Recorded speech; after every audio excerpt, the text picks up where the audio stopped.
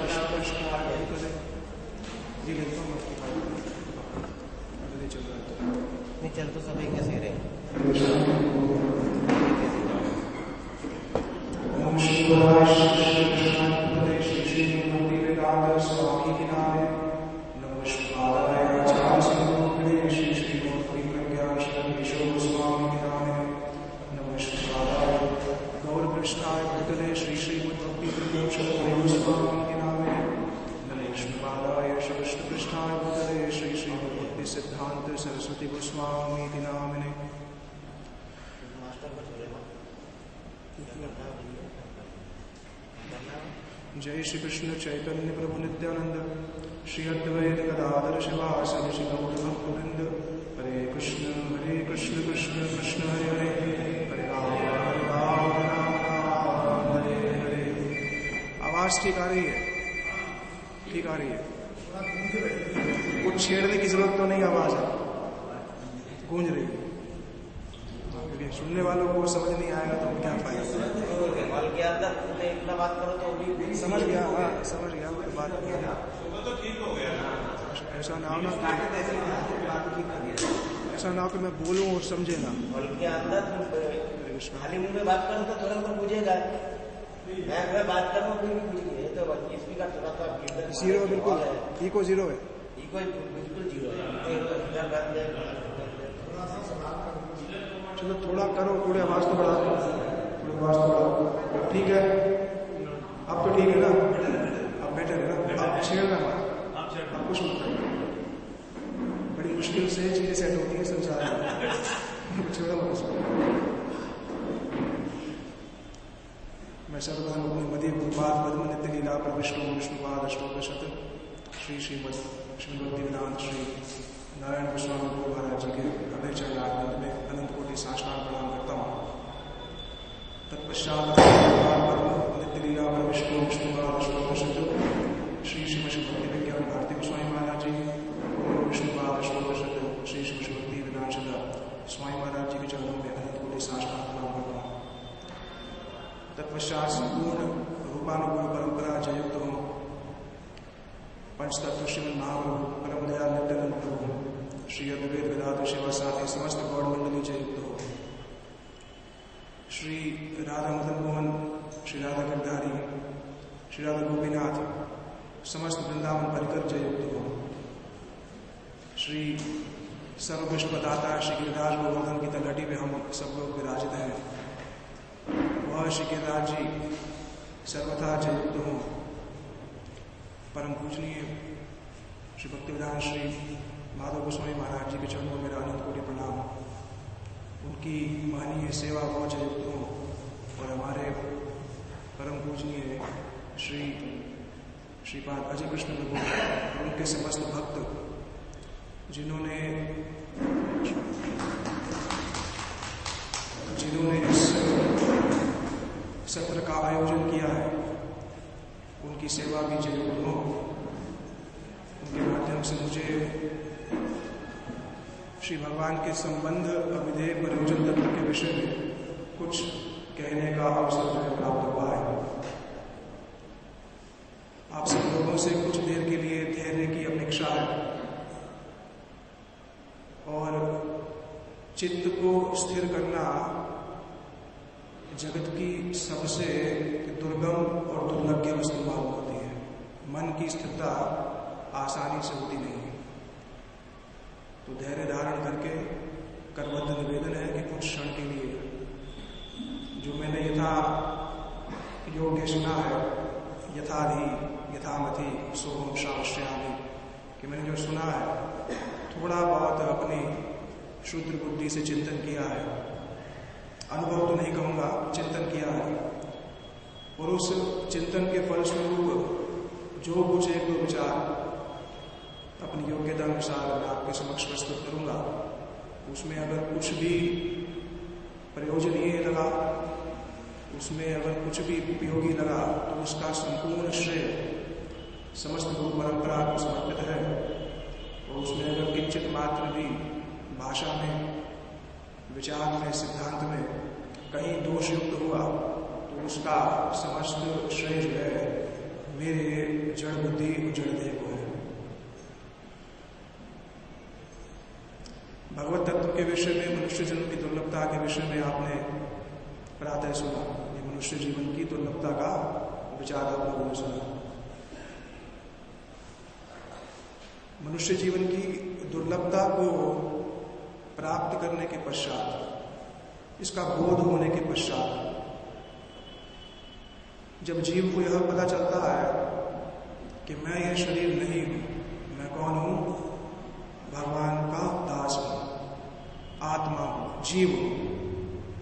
पहली बार जब ये जीव शब्द सुनने में आता है तो समझ में कुछ आता है। जीव माने कौन?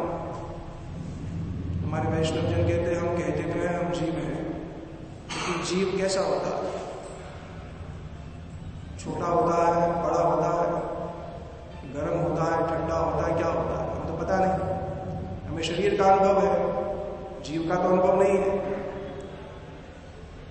अब इस जीव तत्व को समझने के लिए, या इस संपूर्ण भागवत तत्व को समझने के लिए, हमारे सप्तम गोस्वामी आचार्य प्रभु भगवती गंगा जिस प्रकार से हिमालय से उद्गम वहां से प्रवाहित होकर के समुद्र की ओर मिलने को जाती है, उसी प्रकार से ये भगवान की जो भक्ति की भागीरथी भी है, इसको भी आचार्यगण हमारे निकट लेकर के आते हैं। उसी ही श्रृंखला में हमारे सप्तम गोस्वामी श्री भक्तिविनोद ठाकुर जी ने एक ग्रंथ की रचना की है, जिस ग्रंथ को आप यहां से लेकर के अवश्य जाइएगा। उस ग्रंथ का नाम है श्री भागवत अर्क मरीचिका माला। भागवत जो है वो तो बहुत बृहद ग्रंथ है। उसमें कितने श्लोक हैं भागवत जी में? हाँ, कुछ 700 कह रहे हैं, कुछ 18,000 कह रहे हैं। जो 700 कहने वाले हैं, भगवत गीता में 700 है, भागवतम में 18,000 श्लोक है। हमारे श्री भक्ति ठाकुर जी की हृदय में इच्छा थी कि इन 18,000 जितने श्लोक है ना, इस पर टीका की जाए, इसका विस्तार किया जाए। समय कम था उनके पास, और भी अनेक सेवाओं में ग्रंथों के लेखन में व्यस्त थे। तुम्हारी परंपरा में श्री स्वरूप दामोदर जी जो हैं, उन्हीं स्वरूप दामोदर जी ने आकर के श्री भक्ति ठाकुर जी से कहा कि भागवत जी के ऊपर आप बृहद टीका को लिखने जाएंगे तो समय नहीं, तो इसलिए क्या करिए, भागवत जी के मूल श्लोकों को एक माला के रूप में प्रस्तुत कर दीजिए। सभी तत्वों को, जीव कौन है, भगवान कौन है, माया क्या है, जीव का संसार में गमन क्यों होता है, जीव क्या करके भगवत प्राप्ति कर सकता है, और जीव की भगवत प्राप्ति से पहले क्या दशा होती है, बाद में क्या दशा होती है, इन सारे के सारे तत्वों को आप एक माला के रूप में प्रस्तुत कर दीजिए। जैसे माला का प्रथम पुष्प और माला के अंतिम पुष्प को गिना नहीं जा सकता, कौन सा प्रथम है कौन सा अंतिम है, आप जान नहीं सकते। उसी ही प्रकार से ही जिस तत्व का हम लोग विवेचन करने जा रहे हैं ना अभी, संबंध, अभिधेय और प्रयोजन, ये 3 तत्व अभी हम सुनने जा रहे हैं। इसमें अब ये कहा जाए कि संबंध कोई पृथक तत्व है, यह भी स्पष्ट नहीं हुआ, क्योंकि संबंध के भीतर अभिधेय प्रयोजन भेद है। संबंध, अभिधेय, प्रयोजन, ये जो 3 तत्व हम सुनने जा रहे हैं। संबंध माने मेरा भगवान से संबंध क्या है, मैं कौन हूं, मेरा कौन है, ये संबंध हो गया, ठीक है। अभिधेय माने कौन से ऐसे साधन करके मेरे को उनकी प्राप्ति होगी, और प्रयोजन कर माने जिस लक्ष्य के लिए मैंने साधन आरंभ किया था। ये 3 चीजें हैं, संबंध है, अभिधेय है, प्रयोजन है। संबंध माने रिलेशनशिप, अभिधेय माने प्रोसेस जो हम करने जा रहे हैं, और प्रयोजन माने जिस वस्तु की प्राप्ति होगी। हमारे श्री भक्ति विज्ञान भारती गोस्वामी महाराज जी ने एक बड़ी महत्वपूर्ण बात कही। उन्होंने कहा, जितने भी बड़े बड़े सिद्धांत भारतवर्ष में या विश्व में प्रसिद्ध है ना, जितने भी बड़े बड़े सिद्धांत, उनमें अधिकांश सिद्धांतों का दोष क्या है कि उन्होंने संबंध तत्व पर प्रहार किया। संबंध तत्व पर क्या किया है, प्रहार किया। और वो प्रहार क्या है, देखिए, मैं जीव हूं, भगवान प्रभु है।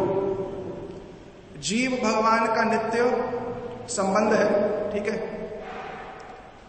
लेकिन अधिकांश जितने भी मायावादी हैं, जितने भी शून्यवादी हैं, जितने भी निर्माणवादी हैं, या जितनी भी पाश्चात्य संस्कृति के जितने भी विदूषक हुए हैं, उन सभी ने इसी संबंध तत्व पर सबसे पहले प्रहार किया है। क्या कह करके कि जीव और ब्रह्म क्या है, एक है। जीव ब्रह्म एक हुए तो सेव्य सेवक भाव समाप्त हो गया। अगर मैं ही भगवान हूं तो भजन किसका करना है फिर? अगर मैं ही भगवान हूं तो फिर उपासना किसकी करनी है? अगर मैं ही सब कुछ हूं तो फिर व्रत किस लिए करना? तो जितने भी मायावादी हैं वो सबसे पहले किस पर प्रहार करते हैं? संबंध पर। और संबंध पर प्रहार करके भक्ति की सत्ता को ही मिटा देते हैं। भक्ति की सत्ता मिट जाती है। क्यों? भक्ति में 2 तत्वों का होना बहुत जरूरी है, एक भगवान और एक जीव।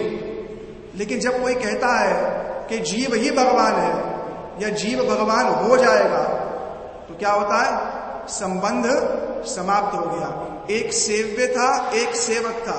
सेवक सेव्य का, सेवक जो है वह सेव्य वस्तु की उपासना करना चाहता है, लेकिन सेव्य को क्या कह दिया कि सेव्य और सेवक एक हैं, तो संबंध समाप्त हुआ। संबंध समाप्त हुआ, भक्ति की सत्ता ही मिट गई।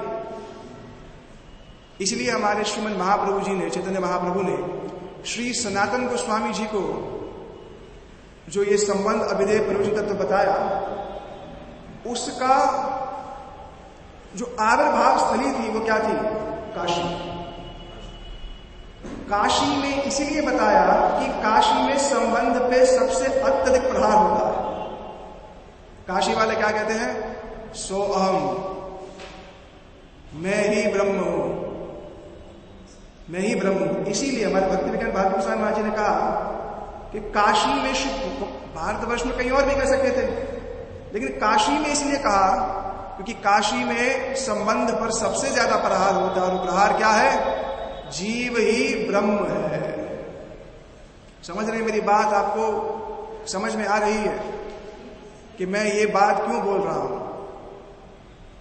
ये बात मैं इसलिए बोल रहा हूं क्योंकि यहां हम संबंध अभिधेय तत्व सुन जाएं और बाहर जाकर के कोई हमें ये कहे कि तुम्हारी साधना का मूल फल क्या है, वो ब्रह्म में लीन होना है या ब्रह्म ही बन जाना है, तो क्या होगा? यहां का सुना सब धरा रह जाएगा। हम पहचान भी नहीं पाएंगे बड़े बड़े भारतवर्ष के बड़े बड़े विद्वान, बड़े बड़े तथाकथित जितने भी कहने वाले हैं, वो सारी बात कह करके, भक्ति की सारी बात कह करके प्रहार किस वस्तु पे करते हैं? संबंध पे। तो हमारा संबंध सबसे ज्यादा मजबूत होना चाहिए। इस तत्व को हमें बहुत धैर्य के साथ, बहुत ध्यान के साथ इसको सुनना है। संबंध तत्व क्यों सुनना है, पहले उस पर विचार करते हैं। संबंध तत्व क्या है उसके बारे में बाद में सोचेंगे। भोजन क्यों खाना चाहिए इस पर पहले विचार होगा। भोजन क्या बनाना है उसके बारे में बाद में सोचेंगे। भोजन क्यों खाना चाहिए? भूख लग रही है, शरीर में कष्ट हो रहा है, तो भोजन की आवश्यकता है। भोजन क्या बनाना है उसकी चर्चा बाद में होगी। पहले भोजन की उपयोगिता, भोजन किसी लिए उपयोगी है, उसके विषय में हमारे श्री भक्ति ठाकुर ने एक बड़ी सुंदर जो है बात की। भागवत जी का बड़ा प्रसिद्ध श्लोक है, भयम द्वितीय अभिनिवेशाद ईशाद पश्य विपर्य तन्मायता तो बुध आभजेत भक्त्या केशव गुरु। ये कारण है भक्ति करने का, ये कारण है भजन करने का, ये रीजन है जिसके लिए हमें सब कुछ सुनना है। ये भागवत जी के 11वें स्कंद में आ रहा है। कह रहे देखो, संसार में हर व्यक्ति भयग्रस्त है, सबको भय लगा हुआ है। किस चीज का भय लगा हुआ है? किसका भय है? शरीर छूटने का, मृत्यु का भय सबसे बड़ा। भोजन का अभाव, जल का अभाव, इकोनॉमी क्राइसिस हो रही है, रशिया यूक्रेन आपस में लड़ रहे हैं, तो मतलब नहीं कोई। सबसे बड़ा डर किस चीज का है? अपनी सत्ता का। अपनी सत्ता सबसे बड़ी है। जब हम कहते हैं ना, अरे आप चले गए, आपके बिना मैं कैसे जीऊंगा, तो इसमें भी प्रधान कौन है? मैं, वो नहीं। अगर आपके बिना मैं जी जाऊं तो आप जाओ या ना जाओ, मेरे को उससे कोई फर्क नहीं पड़ता। मैं आपके बिना नहीं जी सकता, इसमें प्रधान कौन है? जो गया वो नहीं, मैं। तो मैं अपने आप को बीच में रख करके ही सारे कार्य करता हूं।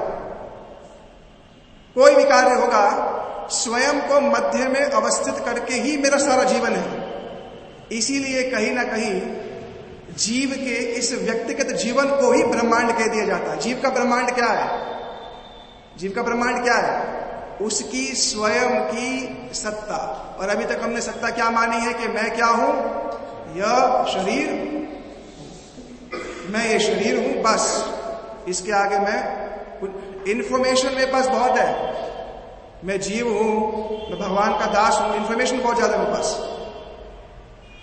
ज्ञान है मेरे पास बहुत ज्यादा, और आरंभ यहीं से होगा।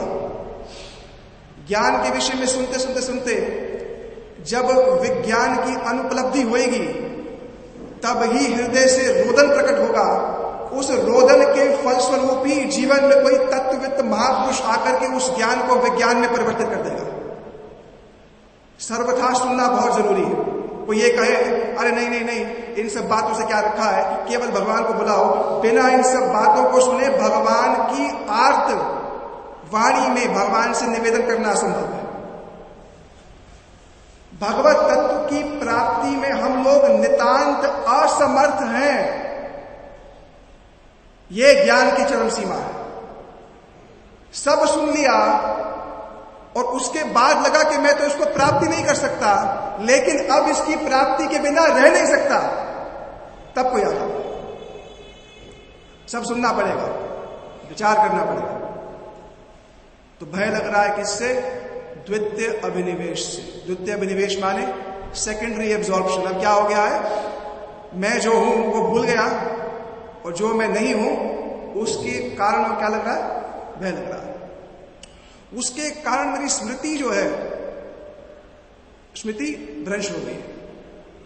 वो सप्तपदी भगवत गीता की जो कहती है, ध्याय तो विषयानुचिंता संगति शुभ जाए, संगा से जाए कामा, वही विपर्य बुद्धि। बुद्धि क्या है? इस समय क्या माने बैठी है कि ये जो मैं हूं यही हूं मैं, और इसके आसपास जो कुछ भी है वो मेरा। बुद्धि माने बैठी है इस चीज को। क्योंकि इससे परे बुद्धि कुछ सोच नहीं सकती, यहीं तक सोच सकती है। अब जब ये भय लग रहा है, ये भय इसलिए लग रहा है क्योंकि संबंध ज्ञान का अभाव हो गया है। जिसके साथ संबंध था उसको छोड़ करके हम इस फॉरेन लैंड में, हमारे श्री भक्ति रक्षक श्रीधर महाराज कहते हैं कि हम किस मिट्टी के बने हैं? आध्यात्मिक मिट्टी के। हम आध्यात्मिक मिट्टी के बने हैं। अभी हम कहां पर हैं? भौतिक आवरण में, भौतिक मिट्टी के, स्पिरिचुअल सॉइल के बने, उस मिट्टी के बने हुए हैं। यहां पर इस शरीर में बद्ध हो गए। तो अब इससे निवृत्ति कैसे होएगी? ये जो मैंने मान लिया है कि मेरे सामने जो वस्तु पड़ी है वो है तो रस्सी, लेकिन मैंने सांप मान रखा है रस्सी। माना है मैंने क्या? सांप। इसको श्री विश्वनाथ चक्रवर्ती पाद ने चतुश्लोकी भागवत टीका में कहा, घर में बहुत अंधेरा हो, घर में बहुत अंधेरा है आपके, और घर में कोई हिंसक पशु भी ना हो, कोई हिंसक प्राणी भी ना हो, लेकिन अंधेरे के अंदर क्या होता है? हिंसक प्राणी नहीं है, लेकिन फिर भी हिंसक प्राणी का भय लगता है नहीं हिंसक प्राणी, लेकिन अंधेरे की सत्ता के कारण हिंसक प्राणी की उपस्थिति का बोध हो जाता है अंधेरा, अपना ही घर है, अपने घर डर लग रहा है, जानते हैं नहीं है, चाहे वो हिंसक प्राणी हो या कोई ऐसे वस्तु हो जो मेरे पैर को आघात कर दे, जैसा मान लीजिए। उस अंधेरे की सत्ता ने क्या किया है? मेरे को मेरे अपने ही घर से अपरिचित कर दिया है। ये हमारे चक्रवर्ती पाद चतुश्लोकी की भागवतम में बड़ा सुंदर वर्णन किया है इसका, तो ज्यादा समय ना लेते हुए ये प्रयोजन है कि मेरे को भय लग रहा है किसी दूसरे वस्तु के कारण, इसीलिए भक्त्या एकेशम गुरुदेवात्मा, मैं श्री गुरु के पास जाता हूं। श्री गुरु जी आप मेरे को बताइए मैं कौन हूं। जब तक ये परिस्थिति नहीं आती ना खुद जाकर के पूछने वाली, जिज्ञासा किसी में कुछ क्षण के लिए उत्पन्न कराई जा सकती है। आप किसी में कुछ देर के लिए जिज्ञासा उत्पन्न करा सकते हैं, लेकिन वास्तविक जिज्ञासा उसके हृदय में जब स्वतः उत्पन्न होएगी तब वो जाकर के पूछेगा भाई मैं हूं कौन, कहां से आया था, और तब जिज्ञासा वास्तविक होएगी, तब वास्तविक जिज्ञासा कही जाएगी। संबंध तत्व के विषय में भागवत जी के अंदर ही श्री कृष्ण ने उद्धव जी से बड़ी सुंदर एक बात कही। कह रहे हैं एकस्य एव मम अंशस्य जीवस्य महामते बद्धो अस्य अविद्यात अनादि अविद्या च तथे परः। ये जीव कौन है? भगवान कह रहे हैं। भगवान कौन? श्री कृष्ण कह रहे हैं ये जीव कौन है, हम कौन है। भगवान हमारी परिभाषा दे रहे हैं, डेफिनेशन दे रहे हैं मैं कौन के, तुम सुनो मैं कौन हूं। उसी बात गीता में भी कहा गया ममे वंश जीव लोक जीव भूत सनातन। वही अंश शब्द फिर से ही भागवत जी में कहा गया, और भक्त ठाकुर जी ने उस अंश की बड़ी अद्भुत व्याख्या की है। इसलिए उस ग्रंथ को आप लेकर के जरूर जाइएगा, वो बड़ा महत्वपूर्ण ग्रंथ है। उसका एक एक श्लोक रोज पढ़िएगा और श्लोक पढ़ करके उस पर विचार करना, हो सके तो किसी से चर्चा करना। भगवान क्या कह रहे हैं? एको अस्य एव मम अंशस्य। जीव मेरा ही अंश है और किसी का नहीं। हम किसके हैं? हम किसके हैं? भगवान के। हम भगवान के ही हैं या भगवान के भी हैं? यही गड़बड़ है वशिष्ठ में, यही तो हो रहा है। कुछ मात्रा में प्रतीति हो रही है हम भगवान के ही हैं, और कुछ मात्रा में अभी भी प्रतीति है कि भी है, यही फर्क है। लेकिन मान लो ये बहुत बड़ी प्रगति हो गई है।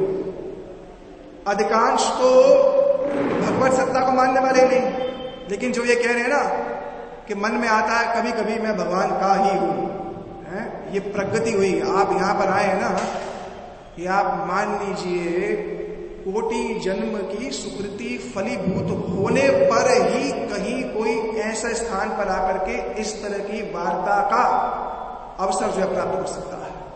क्योंकि ये वार्ता क्या करेगी? ये वार्ता आपके हृदय में एक प्रश्न चिन्ह छोड़ जाएगी, क्वेश्चन। और जब प्रश्न चिन्ह होगा ना, तब उस प्रश्न के उत्तर की पिपासा भी अपने आप को देखेगी कि मैंने सुना, मैं ये नहीं हूं। फिर नौकरी, बिजनेस, व्यापार में जाएंगे ना, नोट गिन रहे होंगे ना, मन में आएगा क्या कर रहा हूं मैं, क्यों कर रहा हूं कौन, कहां से आया था, ये प्रश्न अपने आप आएगा। और ये प्रश्न आना चाहिए, ये प्रश्न आना चाहिए। तो भगवान कह रहे जीव क्या है? मेरा अंश। जीव को बांधा किसने बांधा? कह रहे बंधो अस्य अविद्यात अनादि। अविद्या ने जीव को बांध दिया। कैसी अविद्या है? अविद्या माने जो विद्या नहीं है। हृदयार्थ प्रतीयेत ना प्रतीये चात्मनि तद विद्यात्मानो यथा भासो यथा तमः। भगवान ने ब्रह्मा जी को कहा, अच्छा ब्रह्मा जी से पूछा, जब इस भागवत जी के श्लोक को भगवान ने कहा ना, भगवान कहने का तात्पर्य ये है कि भगवान कह रहे हैं कि एक स्थान बताओ जहां मैं नहीं हूं, एक स्थान बताओ जहां भगवान नहीं है, और एक स्थान बताओ जहां भगवान है। कोई ऐसा स्थान है जहां भगवान नहीं है? नहीं है, सब जगह है। अंतर बहिर्वस्थितम, भीतर भी है बाहर भी है, सब जगह पर है। इसी बात कुंती जी ने भी कहा भगवान से। ठाकुर जी खड़े हुए कुंती जी के सामने, उत्तरा जी आई,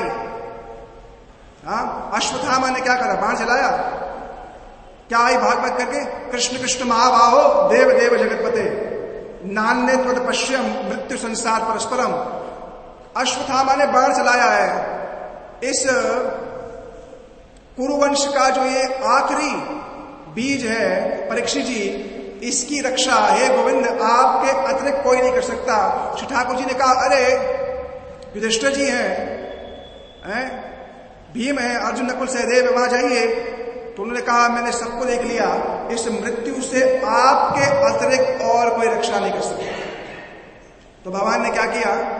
कुंती जी के सामने सामने उत्तरा जी के गर्भ में प्रवेश कर गए। जब प्रवेश कर गए तो कुंती जी ने कहा, हो आपकी माया को समझना बड़ा कठिन है। बोले क्यों? आप मेरे सामने अभी उत्तरा जी के गर्भ में गए और बाहर भी खड़े हो, तो जो अंदर गया वो आप हो, ये जो बाहर खड़े हो आप? भाई जो भीतर गया क्या वो आप थे? ये जो बाहर गया वो आप थे? कुंती जी को जब उत्तर नहीं मिला तब कुंती जी ने स्वयं कह दिया, नट नाट्य धरो यथा अंतर बहिर्वस्थितम। अंतर बहिर श्री कृष्ण बैठे। कोई ऐसा स्थान नहीं जहां श्री कृष्ण ना हो, और उनकी इतनी निकटता होने पर भी हमें उनका अनुभव नहीं है। यही माया। माया क्या है? हर क्षण उनकी प्रतीति। सूर्य देख रहे हैं, सूर्य दिख रहा है इस समय। भगवान गीता में स्पष्ट रूप से अपने विभूति योग में एक एक वस्तु में स्वयं की सत्ता को स्थापित कर रहे हैं। लेकिन सूर्य देख करके हमें कृष्ण की स्मृति नहीं होती। अरे बड़ी गर्मी है, लेकिन सूर्य देखकर कृष्ण याद नहीं आते। जल पीते हुए जो जल का स्वाद है वो कौन है? इतनी निकटता होने पर भी नहीं होता। यही बता रहा है संबंध तत्व का अभाव। इसका एक उदाहरण देखिए, बात उदाहरण से जल्दी समझ में आती है। वेदे काव्यम पुराणम च प्रभुमित्रम प्रियेव च बोधहंति प्रभुस त्रिविध भागवतम पुनः। वेद आज्ञा दे रहा है क्या? तमसो मां ज्योतिर्गमय, जाओ तम से ज्योति की ओर आ जाओ।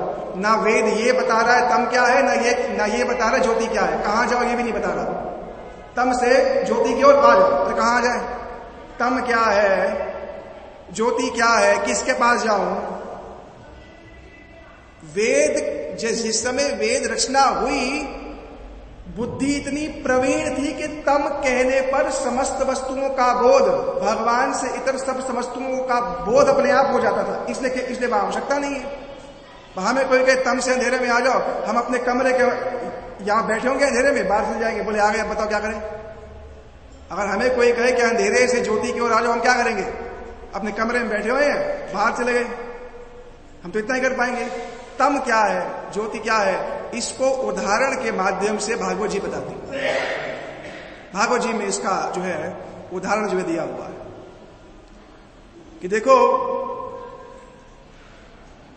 संबंध तत्व की जो यह चर्चा हम लोग कर रहे हैं, इस संबंध तत्व को समझने के लिए हमें भागवत जी का भी समस्त उदाहरणों के साथ उसका भी पाठ इत्यादि करने की नितांत जो है आवश्यकता है।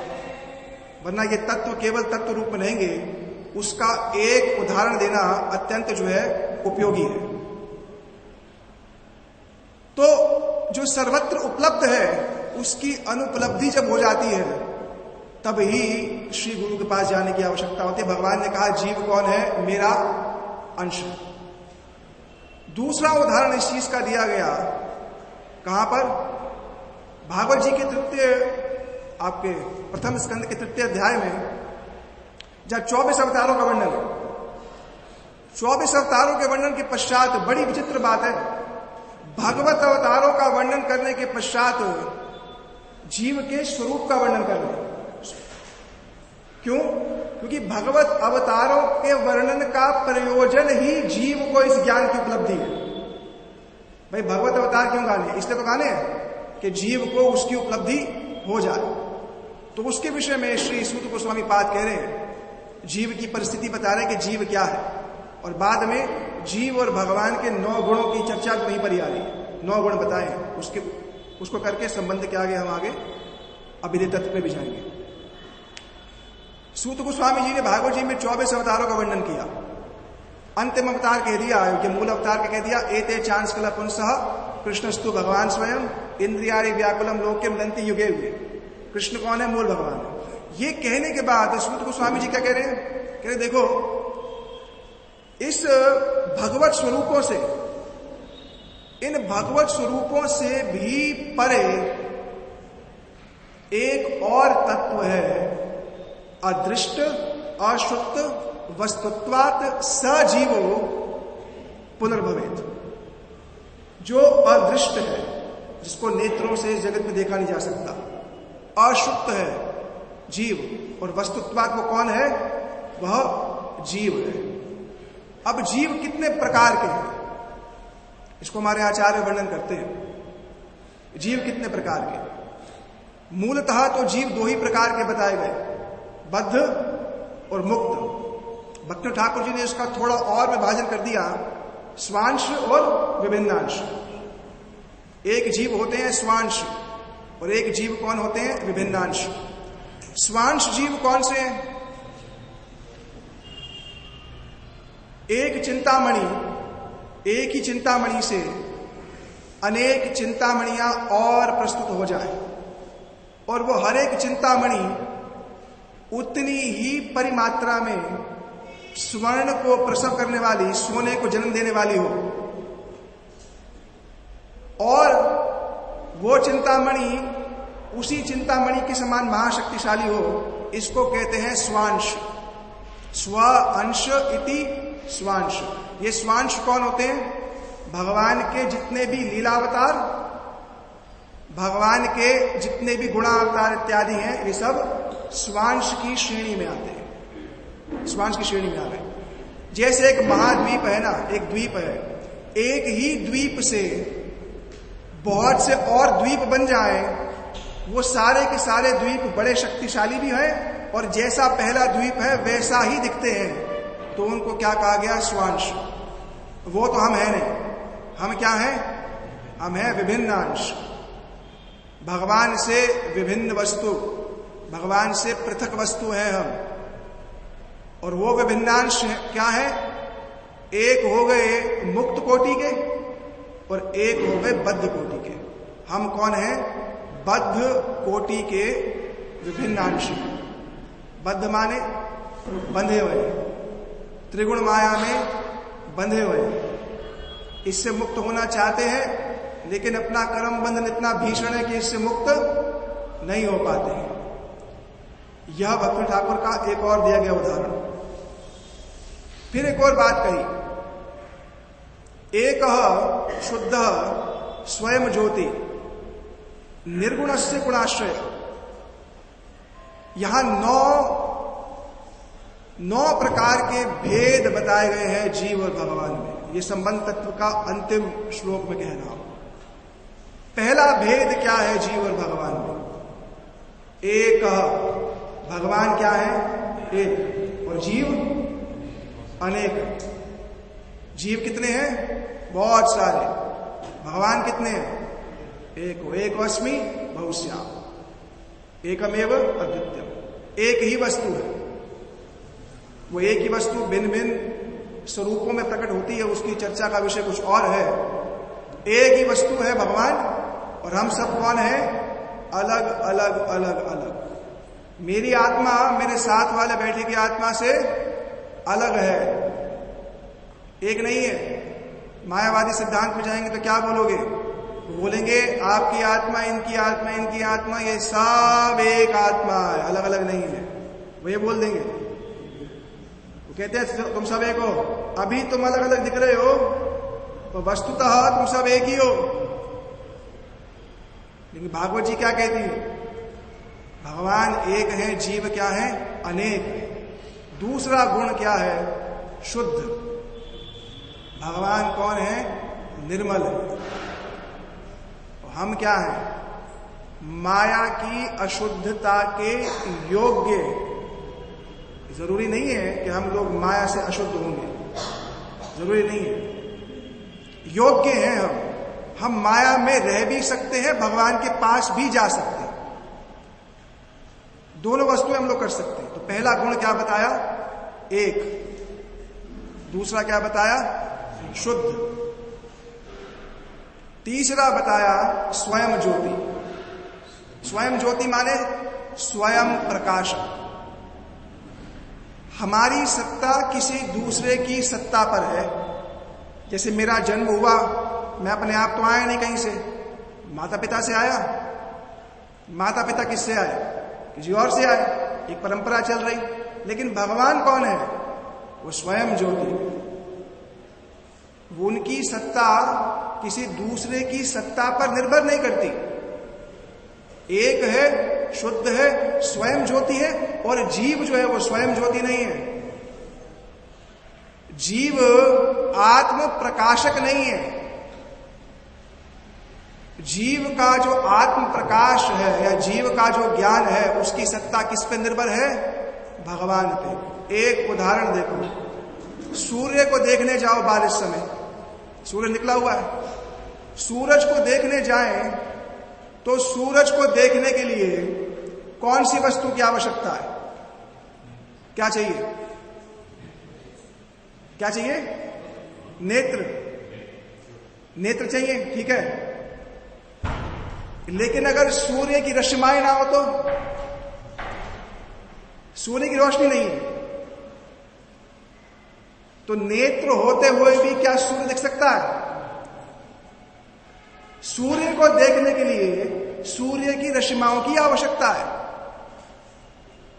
किसी भी प्रकाशक वस्तु को देखने के लिए जो प्रकाश की आवश्यकता, जो हमें आवश्यकता है, उससे ही मिल रही है। नेत्र कुछ नहीं देखते, कुछ नहीं देखते। हाँ, वास्तविक रूप में हमारे चक्रवर्ती पाद ने कहा, देखता कौन है? चित्त, मन देखता है। हृदय का ही नामांतर चित्त है, मन देख रहा है। जैसे मैं यहां आकर के बैठा, कुछ लोग बैठे हैं, देख रहे हैं, अरे कुछ समझ में नहीं आ रहा, आंख बता रही है। अब ये क्या बोल रहा है? ये क्या बोल रहा है? मन बोल रहा है। मन का प्रभाव शरीर की इंद्रियों पर आ रहा है। कोई सोने जा रहा है, कोई ऐसे बैठा हुआ है, कोई घड़ी देख रहा है, कोई फोन देख रहा है। मन का प्रभाव कहां पड़ रहा है? इंद्रियों पर, और इंद्रियां परिचय दे रही है कि मन में क्या चल रहा है। इंद्रियां क्या क्या कर रही है? इसलिए श्री श्याम सुंदर श्री ठाकुर जी है ना, हमारे श्री विश्वनाथ चक्रवर्ती पाद ने एक स्थान पर कहा कि गोपांगनाएं क्या करती हैं? दूर स्थिता मुरली निनाद। जब श्री कृष्ण वेणुनाद करते हैं ना, ठाकुर जी जब वेणु बजाते हैं तो गोपियां क्या करती हैं? कर्णेंद्रिय कर्णपाली मुद्रित अपने कानों को ढक लेती है। क्यों? क्योंकि कानों के माध्यम से जब स्वर भीतर जाएगा तो अंतःकरण में श्री कृष्ण का त्रिभंग ललित स्वरूप प्रकट होगा। जब उसका त्रिभंग ललित स्वरूप प्रकट होगा तो नेत्र तो देख कहीं और रहे होंगे, चिंतन कहीं और हो रहा होगा। इसको मुद्रित कर्णपाली कहा गया, वो कान बंद कर लेती। उसी ही प्रकार से ही स्वयं ज्योति है भगवान, हम लोग स्वयं ज्योति नहीं है। भगवान की सत्ता पर हमारी सत्ता टिकी हुई। ये तीन हो गए, एक शुद्ध स्वयं ज्योति। चौथा गुण बताया भगवान का, वो बताया निर्गुण। उनमें माया का कोई विकार नहीं। अच्छा, माया का विकार नहीं है, अच्छा तो फिर इंद्र पर तो फिर जब गिरिराज उठाया था तो इंद्र पर क्रोध कहां से आया? फिर इंद्र पर क्रोध किया था ना, ये भृक टेढ़ी कर ली थी। ओहो, हमारे ब्रजवासियों को क्या कर रहे हो, परेशान कर रहे हो। तो भगवान ने कैसे क्रोध आया? जो भगवान का क्रोध है ना, वो भगवत क्रोध लीला अनुमोदन के लिए प्रस्तुत होता है। भगवान का क्रोध क्या है? लीला अनुमोदन के लिए प्रस्तुत होता है। और हमारा क्रोध स्वयं का संहार कर देता है। श्री रूप गोस्वामी जी बोले भगवान झूठ बोलते हैं, बोलते वृंदावन में तो बोलते हैं झूठ, बहुत झूठ बोलते हैं। श्री ठाकुर बहुत झूठ बोलते हैं। रूप गोस्वामी जी बोले कि अगर किसी की झूठ बोलने की आदत है, किसकी है? सबकी है। अरे प्रभु जी बड़ा अच्छा लगा आपको सुनकर के, मन में सोच रहे कब बंद होगा। आदत तो है, आदत तो है कि नहीं है? सबकी है। तो भगवान की झूठ बोलने की आदत है। रूप गोस्वामी जी भक्ति सामर सिंधु में कह रहे हैं कि अगर कोई भगवान के इस मृषा वाक्य को सुने कि वो झूठ बोल रहे हैं, तो उसकी झूठ बोलने की आदत समाप्त हो जाएगी। ये कैसे होगा? रूप गोस्वामी कह रहे ये एक चमत्कारिता है, इसको जान नहीं सकते। नागरिया घाट में डूब करके केशी घाट से कोई कैसे निकलता है नहीं जान सकते। ये रहस्यमय बात है। इसलिए श्री भगवान का जो गुण है वो निर्गुण है। निर्गुण कहने से समस्त अप्राकृत गुण है उनके अंदर।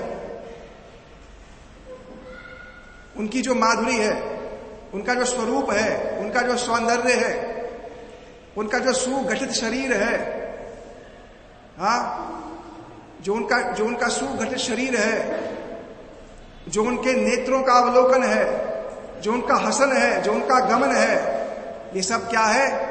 निर्गुण वस्तु। इसमें माया का कोई गुण नहीं है और जीव माया के गुणों से कवलित है, प्रभावित है। ये चौथा हो गया। पहला एक शुद्ध स्वयं ज्योति, फिर आया निर्गुण, पांचवा आया गुण आश्रय।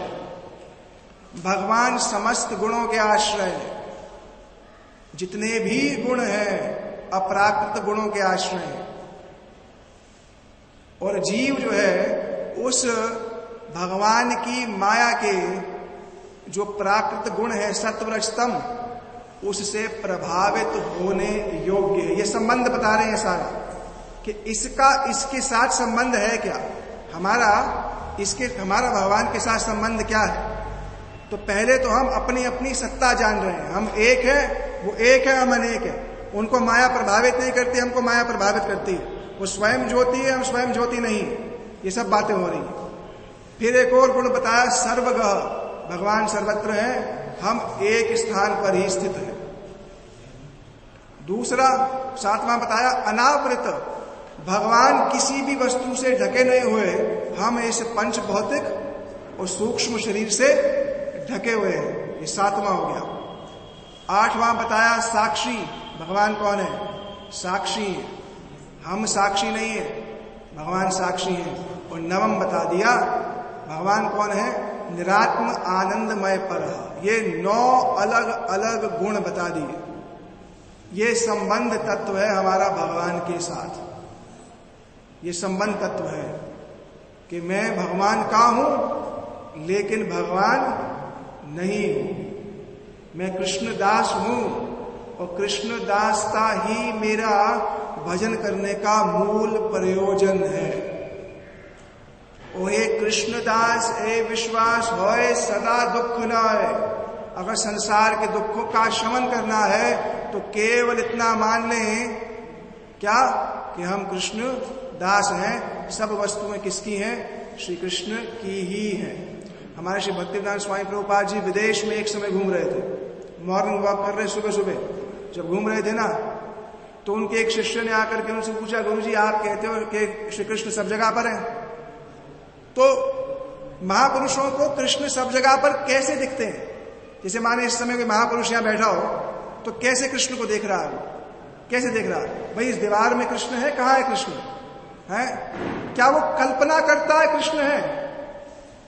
क्या वो अपने बुद्धि के स्तर पर देखता है कृष्ण सर है? बोले नहीं नहीं, बुद्धि के स्तर पर नहीं देखता।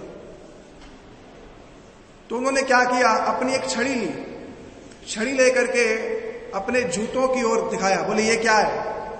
बोले ये आपके जूते हैं। उसी ही प्रकार से उन्होंने कहा देखो ये सामने क्या है? वृक्ष है। तो ये वृक्ष किसका है? कृष्ण का है। ये वृक्ष किसका है? कृष्ण का है। ये भूमि किसकी है? कृष्ण की है। ये संबंध है। श्री विश्वनाथ चक्रवर्ती पाद बोले हर व्यक्ति ने हर क्षण श्री कृष्ण के चरण कमल का आश्रय लिया हुआ है, चाहे वो भक्त हो चाहे अभक्त हो। बोले क्या बात कर रहे हो? भक्त हो अभक्त हो सबने आश्रय लिया हुआ है।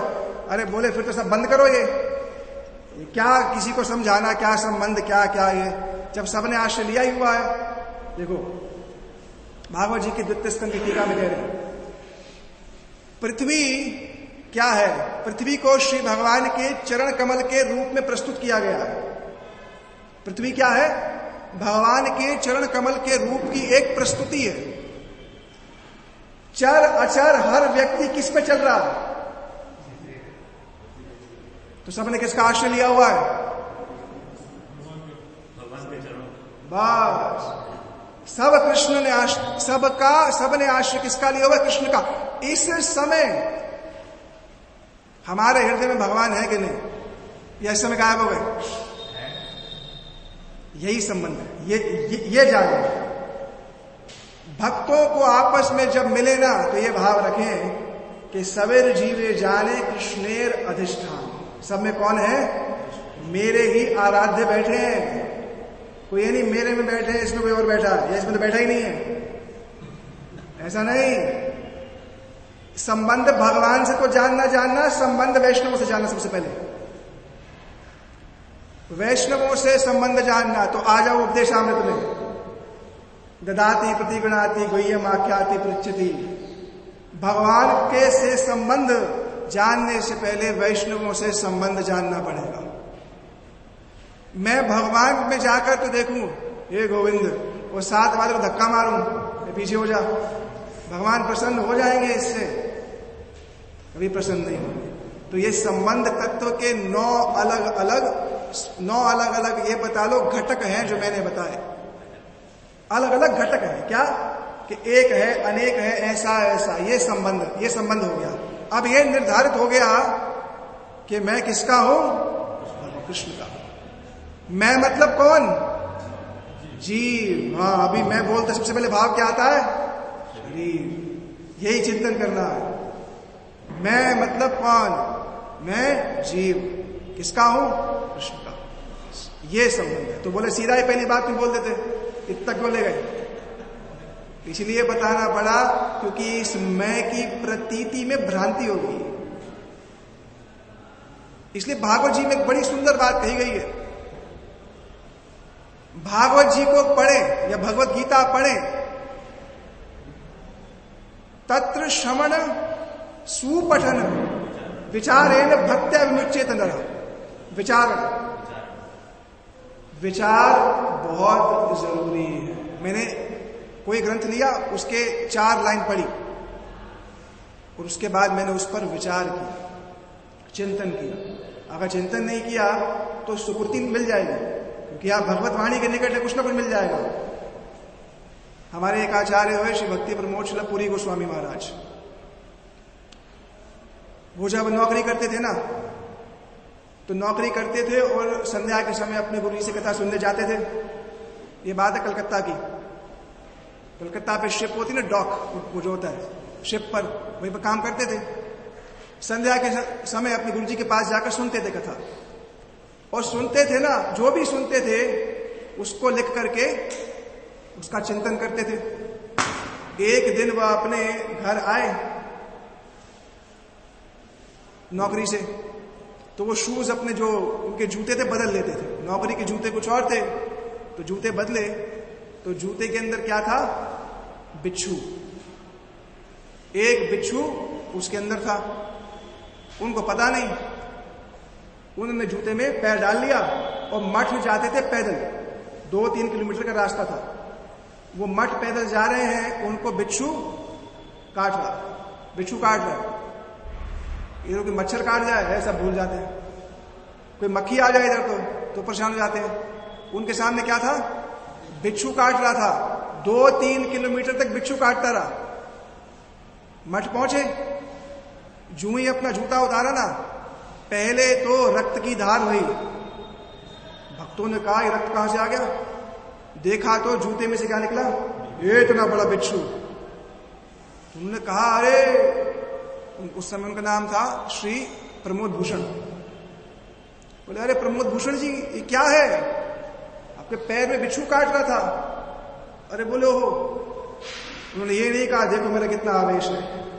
उन्होंने क्या बोला? बोले वो मेरे से थोड़ी गलती होगी, कुछ लग तो रहा था मेरे को मार्ग में, लेकिन इतना कष्ट नहीं हो रहा था मेरे को। तो वो कहते मैं मठ जब जाता था ना, वो चिंतन करता रहता था एक दिन पहले गुरु जी ने क्या बोला है। अगर हम चिंतन करेंगे तो हृदय अंते स्थिते भद्राणी विधुनोति स्वच्छता, अंतःकरण में बैठे हुए भगवान ही हमारे ज्ञान दीपेन भास्वता। अंतःकरण में बैठे हुए भगवान क्या करेंगे? इस अंधकार का नाश जो है वह करेंगे। तो ये संबंध तत्व तो मैंने थोड़ा बहुत कहा, उसको हमारे प्रभु जी वो विद्वान है, और चीजों को सही रूप से सरल ढंग से, हमारी भाषा बड़ी क्लिष्ट हो गई है, थोड़ी ऐसा हो गया हमारे साथ कि अब चीजों को सरल रूप से प्रस्तुत करने की जो एक शैली थी ना, वो कहीं ना कहीं पलायन हो गई है।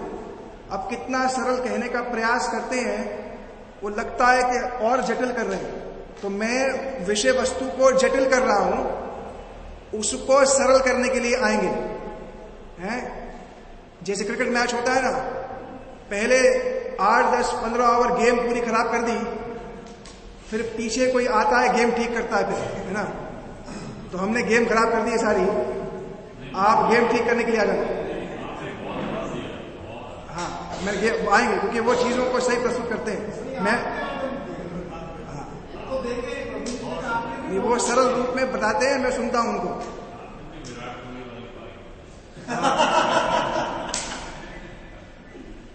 एक बात कह दूं, बात अब उठी है, प्रसंगवश कह देता हूं। 10-15 मिनट एक्स्ट्रा लो तो कोई ऐसा 10 मिनट देना सब एक्स्ट्रा, है ना। जल्दी करो। 5 बजे आपको देर लगेगा। अब टाइम कितना है इस समय? 4 बजे, 5 मिनट और, ठीक है।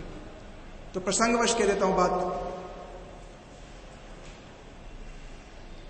भगवत भजन और भगवत शास्त्र अध्ययन की निरंतरता आचार्य अनुग्रह के बिना प्राप्त नहीं हो सकती। निरंतरता शब्द ध्यान दिएगा कि वो अप्रतिहता रूप में, तो ये अप्रतिहता रूप में जिस प्रकार से एक विषय को लेकर के वर्षों वर्षों तक करते हैं, यह अदम्य प्रयास तो है ही सही, कहीं ना कहीं इस बात का भी परिचय है कि भगवत अनुग्रह और श्री गुरु परंपरा अनुग्रह अवश्य प्राप्त हुआ है, अन्यथा वो निरंतर रूप से इस चीज को नहीं कर सकते थे। ये मेरा अपना एक विचार है। तो मैं केवल संबंध तो मैंने कह दिया, अभिधेय सिर्फ 2 मिनट कहूंगा, बाकी आप बात कर लेंगे, ठीक है ना। हमने ये जान लिया भगवान कौन है, क्या नहीं है, हमारा भगवान संबंध क्या है। अभिधेय तत्व माने अब उनकी प्राप्ति जो है कैसे होएगी, उनकी प्राप्ति का साधन क्या है। भागवत जी ने उद्घोष किया इस बात का कि सर्वे पुंसा पर धर्म यत्र भक्तिर अधोक्षजे अहेतुक्य अप्रतिहता ये नात्मा संप्रसिद्धि। सभी मनुष्यों का भगवत प्राप्ति का केवल एक साधन है, और वो साधन क्या है? भक्ति। कैसी भक्ति? उसमें कोई रुकावट ना हो, अप्रतिहता, जिसमें अनर्थ निवृत्ति इत्यादि सब आएंगे, और साथ ही साथ वो भक्ति कैसी हो? श्री भगवान को प्रसन्न करने के लिए की जाए। जीव गोस्वामी कहते भक्ति रे नयति भक्ति रे भूयसी। भक्ति ही जीव को भगवान के निकट लेकर के जाएगी, भक्ति ही जीव को भगवान का दर्शन कराएगी। अब मेरे को समझ में आ गया, मेरे को भगवान की प्राप्ति करनी है। अब उस भगवान की प्राप्ति का जो साधन है ना, वो साधन ही सारा क्या है? अभिधेय। अभिधेय माने प्रोसेस, जिसके माध्यम से मेरे को श्री भगवान की प्राप्ति होएगी। जो साधन किया जा रहा है, जिसके माध्यम से होएगी, उस साधन के विषय में बहुत सी बातें हैं, लेकिन उस साधन की सबसे सर्वश्रेष्ठ परिभाषा हमारे श्री रूप गोस्वामी पाद ने स्पष्ट रूप से कह दी। अगर भगवत प्राप्ति करनी है, अगर भगवान को प्राप्त करना चाहते हैं, तो उसका एक साधन जो कि समस्त साधनों का शिरोमणि स्वरूप है, तन्नाम रूप चरितादि सुकीर्तन अनु स्मृत्य क्रमेण रसना मनसी नियोज्य तिष्ठन व्रजे तदनुगामी जनानुगामी काले नए तखिलम इति उपदेश सारम। सार बात कहनी थी तो यही श्लोक कह दिया। भगवत प्राप्ति में जो सबसे पहला और मुख्य साधन है तम माने तत्वस्तु का नाम, उसका नाम सबसे पहला। नाम से क्या प्रकट होगा? रूप, सौंदर्य, माधुर्य। माधुर्य चेष्टा नाम सर्व अवस्थाशील, रूप गोस्वामी कह रहे हैं। कृष्ण का ऐसा सौंदर्य जो हर क्षण अपूर्व लगे। श्री प्रिया जी जब श्री कृष्ण को जिस क्षण देखें, श्री प्रिया जी श्याम सुंदर को देख करके यह विचार करती है मैं पहली बार देख रही हूं। इसलिए वो माधुर्य जो सर्व अवस्था में सर्व अपूर्व स्वरूपता को प्राप्त है, जो आज से पहले कभी देखा नहीं। कृष्ण हर क्षण नवीन दिखते, तदेव रम्यम रुचिरम नवम नवम। हर क्षण कृष्ण क्या दिखते हैं? नवीन। और हम कैसे दिखते हैं? हर क्षण पुराने हो रहे हैं। पहले जवान थे, अब बहुत बूढ़े हो रहे हैं, अरे पुराना हो गया। कृष्ण क्या है? तदेव रम्यम रुचिरम नवम नवम। तो उस तन नाम का पहला प्रभाव क्या होगा? रूप। रूप के साथ उसका चरित्र, तम नाम चरित्र, तम नाम रूप चरित्र आदि। उसका क्या करेंगे? सुकीर्तन करेंगे, कीर्तन करेंगे उनके नाम का। जो आचार्यों ने गाया है वैसे गाएंगे। शुरुआत कहां से करेंगे? स्मृत्य क्रमेण रसना। सबसे पहले क्या लगाएंगे? जीव। मन नहीं लगेगा। आप कृष्ण का नाम ले रहे हो, ये बात कृष्ण जानते हैं कि नहीं जानते? अगर मैं बोल रहा हूं कृष्ण कृष्ण कृष्ण कृष्ण और मेरा मन नहीं है, तो ठाकुर जी क्या बोलेंगे? तेरा मन तो था नहीं, मैं नहीं मानता, तूने मेरा नाम लिया। ऐसे बोलेंगे क्या? नहीं बोलेंगे। नाम ही अपने नाम को जानता नहीं जानता। तो इसीलिए सबसे पहला क्रम क्या होगा? रसना। पहले क्या लगेगी? जिह्वा, रसना। उसके बाद मनसी नियोज्य, फिर मन लगेगा। पहले रसना लग जाए, पहले मन लग जाए फिर रसना लगे, ऐसा होता नहीं। पहले रसना ही लगेगी। रसना वो रसना नहीं जो मिलती है बाजार में, वो भी यहीं से ही आया है। वो भी रसना यहीं से ही आई है। वो भी रस को रस का न्यास करने वाली रसना, वो रस का न्यास करने वाली, न्यास माने विस्तार करने वाली रसना, तो यह भी रस का विस्तार करती है। यह द्वंद्व का भी विस्तार कर सकती है, क्लेश का भी विस्तार कर सकती है, रस का भी विस्तार कर सकती है। तो पहले क्या लगेगा? रसना मनसी नियोज्य। कहां लगेगा? अच्छा, रहे कहां पर? कहां रहे? जीप तो लगा ले भगवान के नाम में, रहे कहां पर? तिष्ठन ब्रजे। बोले ब्रज में रहो, पहला तो बोल दिया, लेकिन फिर ये भी कह दिया कि ज्ञान प्रयास बात अस्य नमन्तेव जीवंती सन्मुखता भवदीय मार्तम स्थाने स्थिता। ब्रह्मा जी कह रहे जहां रहना है रहो, रूप गोस्वामी कह रहे नहीं ब्रज में रहो। वो रूप है ना, तो रूप जब बात करें किसी करेंगे तिष्ठन ब्रजे। ब्रह्मा जी कह रहे कोई बात नहीं, हम सत्यलोक पे रहते हैं तो आप भी कहीं रह सकते हैं, कोई सी बात नहीं है। रूप गोस्वामी कह रहे हैं तिष्ठन ब्रजे, कहां रहे? ब्रज में रहे। अब ब्रज में तो रह नहीं सकते, तो क्या करें? ब्रज के भक्तों के संग में रहे। ब्रज के भक्तों तिष्ठन ब्रजे, और उनके द्वारा बताए गए साधन, वो साधन कौन बताएगा? श्री गुरु। तो भक्ति का सबसे पहला सोपान स्यात महत सेव्या पुण्य तीर्थ निषेवणात्, भक्ति का सबसे पहला सोपान श्रद्धा। श्रद्धा के पास दूसरा सोपान क्या? मेरे जीवन में एक सदगुरु का आगमन हो। यहां से सारा मामला शुरू हो जाएगा, और यही ही सारे उपदेशों का सार है। सबको ये सारे उपदेशों का सार है, ठीक है ना? कितना आपको समझ में आया? अभी तो मामला गर्म भी नहीं हुआ था। वृंदावन में जाओ पेड़ा बनाते ना, बड़ा ऐसे नहीं बनाते, वो घंटों 2-3 घंटे लगे रहते हैं। 3 घंटे बाद जाओ तो भी गर्म करे जा रहे हैं। पेड़ा अगर निकलता भी बढ़िया ही है, आगे नहीं। तो मामला गर्म नहीं हुआ था, कभी तो बात नहीं कह पाए जो कहना चाहते थे, लेकिन आपके माध्यम से केवल स्वयं को सुनाया, आपको नहीं सुनाया। आपके माध्यम से स्वयं को सुनाया है कि मैं स्वयं इस चीज का किंचित मात्र अनुभव कर पाऊं। बस मेरा सामर्थ्य नहीं। भक्त लोग हैं, वृंदावनवासी हैं, हम तो प्रपंची हैं, प्रचार के नाम पर घूमते रहते हैं। ये वृंदावनवासी हैं और साधु संघ में रहते हैं। तो विशेष विशेष धन्यवाद हमारे परम पूजनीय अजय प्रभु जी का कि बुलाया, कुछ कहने का अवसर दिया, और आप सबका भी धन्यवाद। कुछ कहने में सुनने में त्रुटि भी हुई होगी है, और कुछ समझ भी नहीं आया होगा, तो भी उसके लिए क्षमा प्रार्थी हूं। लेकिन बस कह दिया, क्योंकि कहने के लिए कहा था। अच्छा, आना तो कल था, मैंने सुबह सुबह फोन आया, कहाँ हो? मैं कहा मैंने तो कल आना है, मैंने तो भक्ति के स्वरूप पे बोलना है। उन्होंने कहा नहीं महाराज आपने तो इस पे बोलना है। मैं फिर फरीदाबाद छोड़ करके आया। मैं कहा हमारी तैयारी नहीं है इसके ऊपर कुछ है। मैं कहा तैयार नहीं है हम इस विषय पे बोलने के लिए।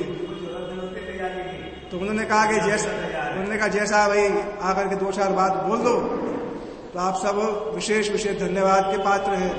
श्री गिरिराज जी हमारी इस यात्रा को सफल करें, ये गिरिराज जी के चरणों में भावना है। सारा अभिष्ट प्रदान कर सकते हैं ना, तो सारा तत्व भी हृदय में प्रकाशित कर सकते हैं। और सभी तत्वों का तत्व क्या है? श्री वृषभानंदिनी की दास्यता। बस श्री वृषभानंदिनी की दास्यता है। त्वाम चा बल्लभ पुरंदर आत्मज त्वाम चा गोकुल वरेन नंदिनी लीलया वितरतम निज दास्यम लीलया। हे वृषभानंदिनी, आप मेरे गुण दोष का अवलोकन करेंगी तो किंचित मात्र भी मुझ पर कृपा नहीं कर पाएंगी। श्याम सुंदर तो फिर भी करते हैं, वो तो बनिए की तरह तोलते हैं, आप ये अच्छा भक्त के नहीं है। हे राधे, आप गुण दोष का अवलोकन मत करिए। निज सेवा योग्य माम कुरु स्व सेवाम आदेश, अपनी सेवा का आदेश दीजिए। स्व प्रेष्ठेन स्व अभिष्टलीला माम श्राव्य, प्रेष्ठेन स्व अभिष्टलीला, अपने प्रेष्ठ के साथ जो लीलाएं कर रही हैं उसका श्रवण कराइए। अपने प्रेष्ठ के साथ जो लीलाएं कर रही हैं उसका दर्शन कराइए। नाम रूप गुण लीलादिशु मेरी निष्ठा करिए, और मया सा रमस्व, मेरे साथ आप रमण कीजिए। क्योंकि मैं संसार में रमण करते करते करते अब मैं थक गया हूं। अब मैं संसार में रमण करते थक गया हूं। अब तो राधा रमणम नित्यम राम इति अभिधीयते होना चाहिए। अब रमण हो तो राधा रमण के साथ हो, रमण हो तो रमण मंजरी के साथ हो। अब रमण हो तो रमण मंजरी के साथ हो। यही 2-4 बात है, कह दी आपके सामने। उसके लिए विशेष विशेष धन्यवाद। गुरुपाद पद्म प्रभुपाद जी, श्री राधा गिरधारी जी, समस्त ब्रज परिकर, वृंदावन परिकर, परम पुण्य श्रीपाद भक्तिवेदांत श्री माधव गोस्वामी महाराज, सबके चरणों में अनंत कोटि प्रणाम करता हूं कि वह अपनी कृपा से ही इस तत्व को हृदय में कुछ प्रकाशित करें।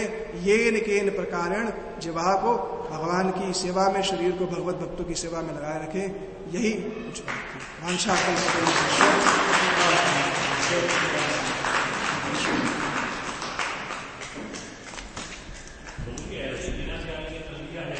हाँ जी ना गुरु जी ने बोला है, गुरु जी मेरी तरफ से गुरु जी ने बोला, मेरी तरफ से बोलना तो फिर नहीं। हाँ जी बस बहुत अच्छा लगा, समय दे दिया।